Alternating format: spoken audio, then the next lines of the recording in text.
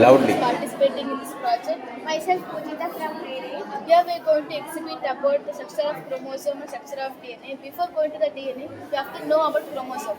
That will be detail explained by myself, Pujita. Okay, firstly, are you comfortable with English or Kannada? DNA deoxyribose nucleic acid ಅನ್ನುವುದು ಪ್ರತಿ ಜೀವಿಯೊಳಗೆ ಜೀವಿಯ ವಸ್ತುವಾಗಿದೆ. DNA ಜೀವಿಯೊಳಗೆ ಇರುತ್ತದೆ ಮತ್ತು ಜೀನಿಯು ಡಿಎನ್ಎಯನ್ನು ಹೊಂದಿರುತ್ತದೆ. ಜೀನಿಯು ಕ್ರೋಮೋಸೋಮ್ಗಳು ಹೊಂದಿರುತ್ತವೆ. ಪ್ರತಿ ಮಾನವ ದೇಹದಲ್ಲಿ ಒಟ್ಟು 23 ಜೊತೆ ಕ್ರೋಮೋಸೋಮ್ಗಳು ಇರುತ್ತವೆ.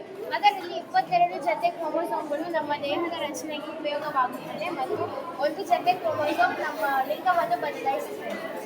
ಇದು ಸ್ಟ್ರಕ್ಚರ್ ಆಫ್ ಕ್ರೋಮೋಸೋಮ್. ಇದರಲ್ಲಿ 2 ಸಿಸ್ಟರ್ ಕ್ರೊಮ್ಯಾಟಿಡ್ಸ್ ಕೂಡಿರುತ್ತವೆ. ಈ ಕೂಡಿರುವ ಸ್ಥಳವನ್ನು ಸೆಂಟ್ರೋಮೇರ್ ಎಂದು ಕರೆಯಲಾಗಿದೆ. ಡಿಎನ್ಎ ವಿಸ್ತೃತವಾಗಿ ಭೂಮಿಕದಿಂದ ಹೇಳಲಾಗುತ್ತದೆ. ಡಿಎನ್ಎ ಒಂದು ದೊಡ್ಡ ಏಕಣುವಿನವಾಗಿದೆ. ಅದಕ್ಕೆ ಮ್ಯಾಕ್ರೋಮಾಲಿಕ್ಯೂಲ್ ಎಂದು ಕರೆಯಲಾಗುತ್ತದೆ. ಪ್ರತಿ ಡಿಎನ್ಎಗೂ 2 ಕಾಂಪ್ಲಿಮೆಂಟರಿ ಸ್ಟ್ರಾಂಡ್ಸ್ ಮತ್ತು ಆಕ್ಸಿಸ್ ಇರುತ್ತದೆ. ಮತ್ತು ಪ್ರತಿ ಡಿಎನ್ಎ ಸ್ಟ್ರಾಂಡ್ಸಿಗೆ ನ್ಯೂಕ್ಲಿಯೋಟೈಡ್ಸ್ ಮಾಡಲಾಗುತ್ತದೆ. ನ್ಯೂಕ್ಲಿಯೋಟೈಡ್ಸ್ 3 ಭಾಗಗಳು: ಪೆಂಟೋಸ್ ಶುಗರ್, ಫಾಸ್ಫೇಟ್ ಗ್ರೂಪ್ ಮತ್ತು ನೈಟ್ರೋಜಿನಸ್ ಬೇಸಸ್. ಶುಗರ್ ಮತ್ತು ಫಾಸ್ಫೇಟ್ ಉದ್ದವಾಗಿ ಅರೇಂಜ್ ಆಗಿರುತ್ತದೆ. ಆದ ನೈಟ್ರೋಜಿನಸ್ ಬೇಸಸ್ ಶುಗರ್ಗೆ ಅಟ್ಯಾಚ್ ಹೈಡ್ರೋಜನ್ ಬಾಂಡ್ಸ್ ಸೇರಲಾಗುತ್ತದೆ. ಹೀಗೆ ನೈಟ್ರೋಜಿನಸ್ ಬೇಸಸ್ 4 ಭಾಗಗಳು: ಅಡೆನೈನ್, ಥಿಯೋನೈನ್, ಸೈಟೋಸಿನ್. ಮತ್ತು ಹೀಗೆ ಶುಗರ್, ಫಾಸ್ಫೇಟ್ ಮತ್ತು ನೈಟ್ರೋಜಿನಸ್ ಬೇಸಸ್ ಒಂದು ಕಡೆ ಮಿಕ್ಸ್ ಆದಾಗ ಒಂದು ಏಣಿ ರೂಪ ತರುತ್ತದೆ.